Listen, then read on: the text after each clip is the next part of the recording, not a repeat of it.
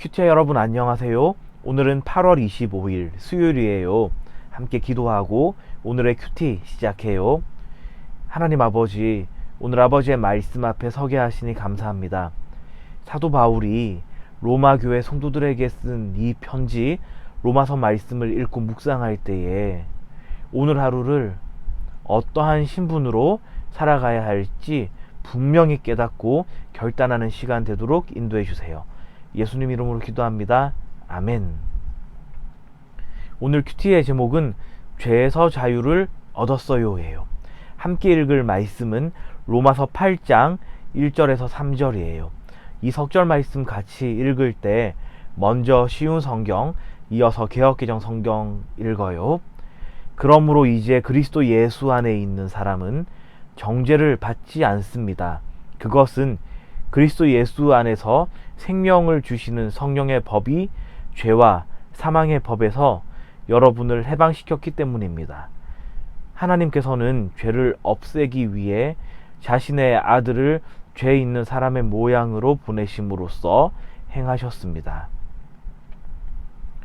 그러므로 이제 그리스도 예수 안에 있는 자에게는 결코 정죄함이 없나니 이는 그리스도 예수 안에 있는 생명의 성령의 법이 죄와 사망의 법에서 너를 해방하였음이라.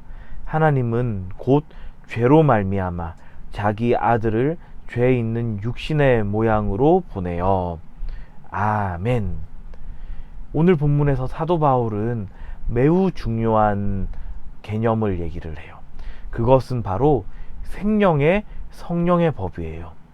우리 예수 그리스도 안에서 살아가는 우리는 이 생명의 성령의 법의 지배를 받으며 살아가고 있는 사람이에요. 자연 만물에 미치는 그 영향, 그 일정한 법칙을 우리가 넉자로 뭐라고 하죠? 네, 자연 법칙이라고 해요. 대표적인 게 만유인력의 법칙이죠. 모든 것은 이 지구상에 존재하는 모든 물질은 다 이 지구의 핵이 있는 이 중심으로 떨어지는 것. 다시 말해서 이것을 핵력이라고 그러는데 핵이 모든 물체들을 잡아당기는 힘이 있어요. 이 핵력의 영향에서부터 자유로울 수 있는 물체는 아무도 없는 거예요. 우주선 타고 달나라로 간 그 우주인들 영상 본 적이 있죠. 그분들은 이 만유인력의 법칙에 영향을 받을까요? 안 받아요. 그것을 우리는 세자로 무중력이라고 하죠.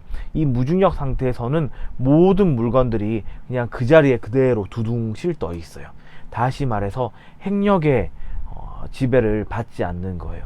자, 그런데 이 지구상에 있는 모든 물체, 생물들은 다 이 만유인력의 법칙, 다시 말해서 이 자연 법칙의 영향을 받는데 우리 그리스도 안에 있는 사람은 오늘 말씀에서 무슨 법칙의 지배를 받는다고요? 네, 생명의 성령의 법의 지배를 받는 거예요.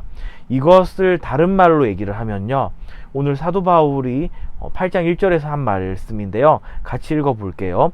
그러므로 이제 그리스도 예수 안에 있는 사람은 정죄를 받지 않습니다. 이 정죄받는 것이 예수 그리스도와 함께 살지 않는, 예수 그리스도 바깥에 있는 사람에게 미치는 법이구나 하는 것을 우리는 눈치챌 수 있겠죠. 이것이 바로 율법의 기능이에요.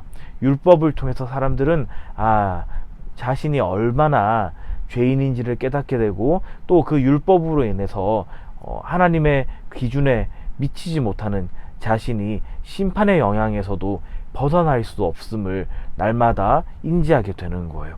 그런데 예수 그리스도 안에 있는 우리에게는 이 정죄함이 없어요. 오히려 생명의 성령의 법으로 인해서 우리가 함께 읽은 2절 말씀 중반부에 보면요, 죄와 사망의 법에서 우리가 해방되었다라고 얘기를 하고 있어요. 더 이상 우리는 죄의 영향을 받지 않는다고 사도 바울은 단호하게 선포하고 있어요. 왜냐하면은 이 일을 위해서 하나님께서는 3절에 보면요, 자신의 아들을 죄 있는 사람의 모양으로 보내셨다라고 사도 바울은 얘기를 하고 있다는 거예요. 다시 말해서 죄 있는 사람의 모습, 우리의 죄를 대신할 수 있는 그 희생 제물의 모습으로, 희생 제물의 조건으로 이 땅에 아들 예수님을 보내셨고, 이 아들 예수님은 아버지의 뜻에 순종하심으로써 그 십자가에 매달려 돌아가셨다는 거예요. 그런데 이 사도 바울의 로마서를 통해서 그 십자가에 매달려 돌아가실 때에 누구도 돌아가셨다고요? 바로 우리 예수님 믿는 사람들도 다 같이 예수님과 함께 십자가에 달려 죽었다고요. 이렇게 질문할 수 있어요. 저는 2000년 전에는 태어나지도 않았는데요. 무슨 의미인가요? 이것은 바로 믿음 안에서 벌어진 일임을 고백하는 거예요. 하나님께는 시간의 지배가, 시간의 영향이 있을까요? 없을까요? 없어요. 하나님은 시간을 창조하신 분이시기 때문에 시간 바깥에 계세요. 따라서 하나님의 아들 예수님께서 십자가에 못 박혀 돌아가신 것은 2000년 전에 실제로 있었던 역사적 사실이기도 하지만, 또 하나님께는 예수님과 함께 하나님께서 창세전에, 이 세상을 창조하시기 전에 택해 놓으신 모든 하나님의 자녀들이 하나님의 아들 예수님과 함께 십자가에 못 박혀 죽게 하신 것도 하나님께서 실행하신 거예요. 그것이 성경에 기록되어 있어요. 따라서 우리는 믿음의 눈으로 이 사실을 고백하고 예수님과 함께 십자가에서 죽었고 예수님과 함께 다시 살아난 사실을 고백할 때에 우리는 죄와 사망의 영향을 받는 것이 아니라 부활신앙을 가져서 날마다 예수님 안에서 하나님의 뜻을 행하며 하나님의 뜻대로 살아가는 자가 된 거예요. 그런 우리를 가리켜서 하나님께서는 우리를 예수님만이 아니라 우리도 하나님의 자녀라고 부르시죠. 그것은 내일 말씀에서 계속 묵상해 볼게요. 오늘 말씀 묵상하며 깨달은 것, 바로 생명의 성령의 법에 지배를 받는 우리의 삶은 이제 영원한 생명으로 넘쳐난다는 사실, 이 사실을 우리가 믿음으로 고백하고 이 영생을 만끽하는 우리 QTI 공동체 되길 주님의 이름으로 축원합니다. 오늘의 질문이에요. 바울은 왜 예수님 안에 있는 사람은 정죄를 받지 않는다고 했나요? 이 질문의 답은 예수님을 믿음으로써 더 이상 죄의 심판을 받지 않게 되었기 때문이에요가 되겠죠. 5손가락 묵상이에요. 함께 묵상한 내용을 손가락으로 하나하나 짚어가며 정리해봐요. 먼저 엄지손가락. 이 본문에서 하나님은 누구신가요? 저는 나를 정죄하지 않으시고 생명 주신 분으로 하나님을 묵상해 봤어요.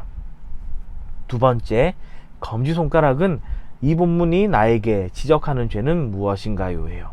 저는 때때로 죄의 심판에 관한 염려를 했던 모습을 떠올려 봤어요.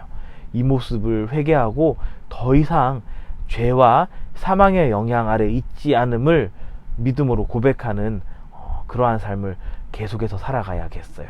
세 번째, 중지손가락은 이 본문이 나에게 주는 교훈은 무엇인가요? 예요.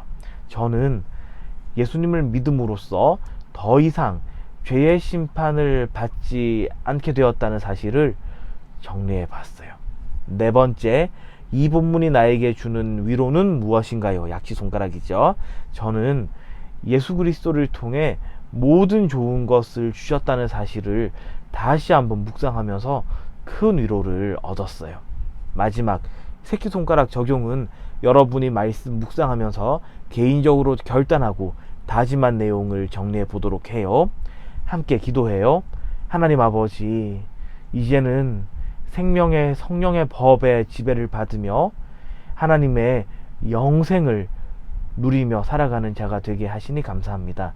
이 믿음의 고백으로 오늘 하루도 힘차게 주님과 함께 즐거움 나누며 살아가는 저희 모든 QTI 공동체 되도록 인도해 주세요.